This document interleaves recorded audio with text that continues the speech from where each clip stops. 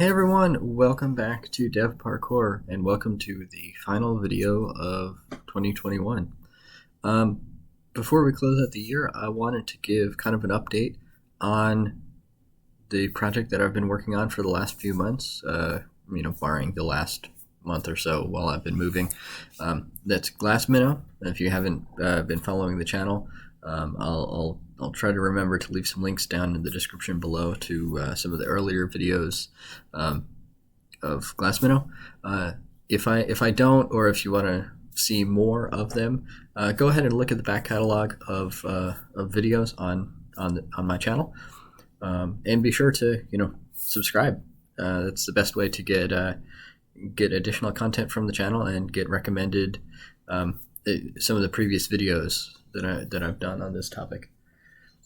Sorry if I look away. My cat is trying to attack the Christmas tree that's still up. If you haven't seen my videos, you haven't seen my cat. Again, go look at the back catalog. You'll see plenty of tucks in those videos.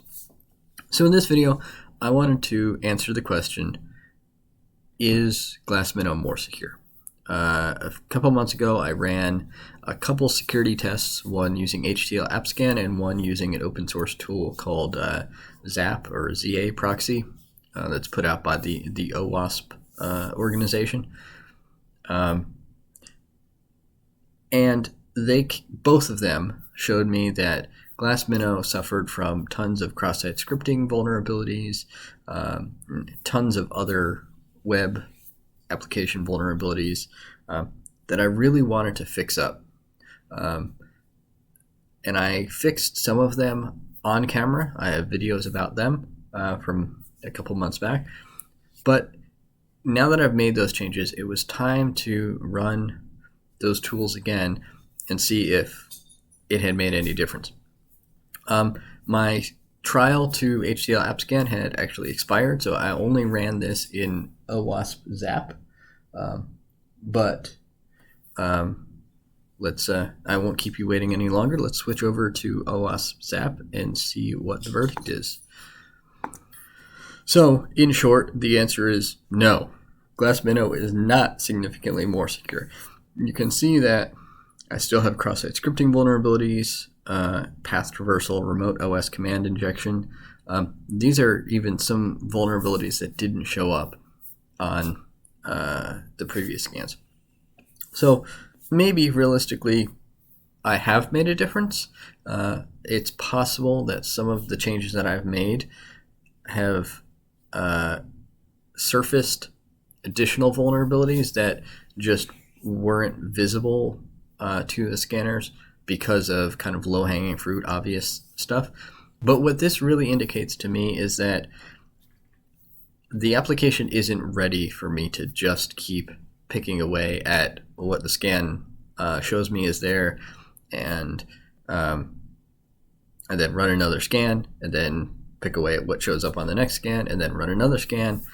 What I need to do is just go kind of top down through the application and really think critically about the architecture, how it's put together, the different technologies that I'm using, and how realistically I want Glassminnow to work.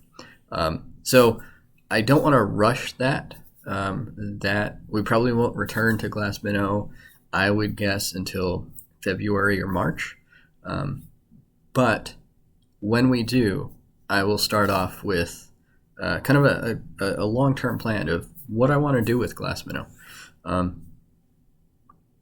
We'll see. I'm not really sure. I do need to do some thinking, some reflection, but I do know that the next time I run a scan, I don't want it to look like this. I don't want it to show up with 20 different alerts, all of which have several different variations, including one that has 350 variations. It's not a place that I want to be. And I definitely want to do this the right way, and I want it to be something that's maintainable. I don't really feel like the way I've been using PHP has been a great way forward. So with that, that's kind of where it's at. That's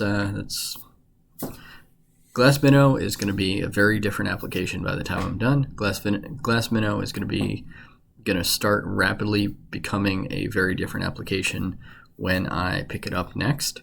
And I've got a couple ideas of what I might want to do, but it'll be very interesting to see where that goes. So stay tuned for that. If you're not subscribed to the channel, please go ahead and subscribe to the channel. Click the subscribe button, click that notification bell so you'll be notified when videos come out. I do have some really interesting videos on the docket for January and February as well.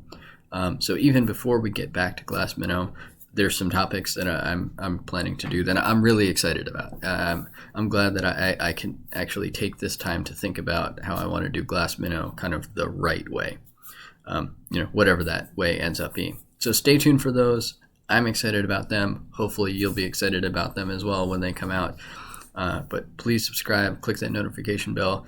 Like this video if you like what I'm talking about. And comment below if you have thoughts of, what I can do with Glassminnow or what you would do in my situation. Who knows? They might form topics for future videos as I start to describe my thought process and how I've planned things out and architected things and the direction that I'm going to go.